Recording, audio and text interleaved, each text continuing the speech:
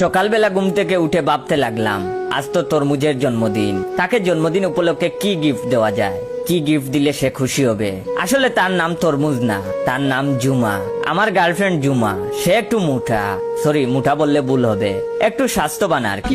তাই আমি আদর করে তরমুজ বলে ডাকি। মানুষ তো ভালোবাসার মানুষটাকে অনেক নামে ডাকে, জান, ময়না, সোনা, বাবুনি, অনেক নামেই ডাকে, কিন্তু আমি এসব নামে ডাকি না। আমি শুধু ওকে তরমুজ বলে ডাকি। কি গিফট দেওয়া যায় ভাবতে ভাবতে মার্কেটে চলে আসলাম। হঠাৎ মাথায় বুদ্ধি আসলো, আমি তাকে তরমুজ বলে ডাকি। তার জন্মদিনে তরমুজ গিফট করলে খারাপ হয় না। যেমনি বাবা তেমনি কাজ। আমি একটা ফলের দোকানে গেলাম, ভালো দেখে ছোট একটা তরমুজ নিয়ে দোকানদারকে জিজ্ঞেস করলাম এর দাম কত। দোকানদার বলে 100 টাকা। তখন আমি ভাবলাম এত কম দামের গিফট দিলে ভালো দেখায় না। তাই দোকানদারকে বললাম, ভাই ধরেন এই তরমুজটা এই বাজারের শেষ তরমুজ, তাহলে এর দাম কত? তখন লোকটা বলে 200 টাকা। আমি তখন আবার বললাম, ধরেন এটা বাংলাদেশের শেষ তরমুজ, এটা ছাড়া আর কোনো তরমুজ নাই, তাহলে এটার দাম কত? লোকটা তখন বলল 500 টাকা।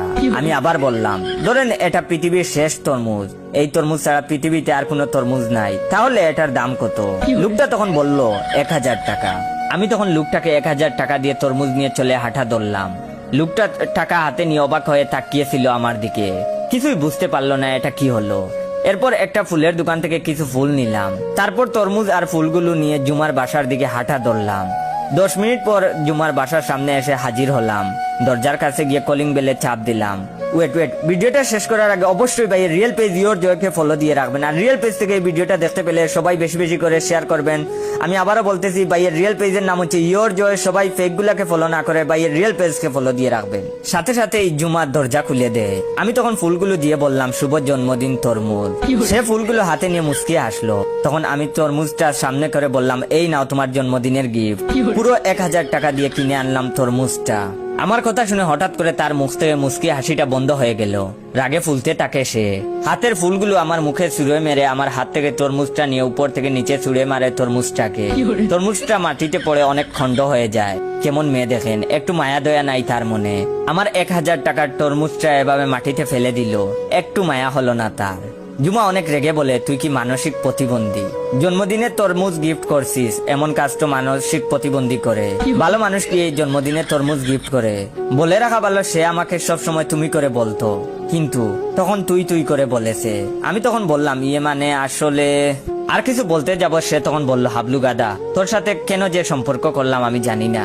তুই আমার সাথে আর কোনোদিন যোগাযোগ করবি না, আমার সামনে আসবি না। তোর সাথে আমি এখনই ব্রেকআপ করলাম। এই বলে আমার সামনে দরজা বন্ধ করে দেয়। আমি কিছু সময় দরজার সামনে চুপ হয়ে দাঁড়িয়ে থাকি, পরে বাসার দিকে রওনা দেই। দুপুর বেলা ঘরে শুয়ে শুয়ে ভাবছি, কি করলাম এটা? পাগলিটা আমাকে কত ভালোবাসতো, আর আমি কি বুকার মতো কাজটা করলাম? কেন যে তরমুজ গিফট দিতে গেলাম? এই তরমুজ গিফট করে 1 বছরের সম্পর্ক নষ্ট করলাম। নিজের কারণে নিজের ভালোবাসার মানুষটাকে হারালাম। হঠাৎ টেবিলের উপর রাখা মোবাইলটা ভেজে উঠলো। মন ভালো না বলে মোবাইল হাতে নিলাম না। তারপর আরো 4 বার রিং পড়লো। তখন মোবাইলটা হাতে নিয়ে দেখি জুমার কল। আমি বয়ে বয়ে রিসিভ করলাম। রিসিভ করার সাথে সাথে সে রেগে বলল, কি হলো? তোমাকে সেই কখন থেকে কল করছি, রিসিভ করছিলা না কেন? আমি তখন বললাম, আমি মোবাইলের পাশে ছিলাম না, তাই রিসিভ করতে পারি না। সে তখন বললে, আচ্ছা এখন তুমি কোথায়? আমি তখন বললাম, ঘরে শুয়ে আছি। কথাটা শুনে সে আবার রেগে গিয়ে বলে, হায় আল্লাহ, এ কেমন ছেলেকে ভালোবাসলাম আমি, যে জন্মদিনে তরমুজ গিফট করে। যে ছেলে বলছিল আজকে আমায় ঘুরতে নিয়ে যাবে, আর সে এখন ঘরে শুয়ে আছে। এই কথা শুনেই হঠাৎ আমার মনে পড়লো, আমি ওকে বলছিলাম জন্মদিনে তাকে ঘুরতে নিয়ে যাব, কিন্তু সকালের ঘটনার পর সবকিছু ভুলে যাই। ভুলে যাবারই কথা। আমি ভাবছি সে সত্যি ব্রেকআপ করেছে। যেখানে ব্রেকআপ করলো সেখানে ঘুরতে যাবে আর কোথায়? এখন দেখি আসলে সে আমার সাথে সত্যি ব্রেকআপ করে নাই। তখন সে রাগের মাথায় কথাগুলো বলছিল। আমি তখন বললাম, সরি জুমা, আসলে আমি ভুলে গিয়েছিলাম। আর বললাম, আচ্ছা তুমি এখন কোথায় আছো?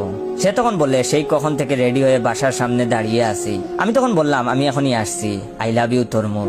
সে তখন বলে, আই লাভ ইউ টু, তাড়াতাড়ি আসো। এটা বলেই সে ফোনটা রেখে দেয়, আর আমি তাড়াতাড়ি রেডি হয়ে তার বাসার দিকে রওনা দেই। তখনই আমি বুঝতে পারি, প্রকৃত ভালোবাসায় কখনো ব্রেকআপ হয় না। হয়তো তাদের মাঝে রাগ অভিমান হয়, তবে ব্রেকআপ হয় না। প্রকৃত ভালোবাসা বেঁচে থাকে চিরজীবন।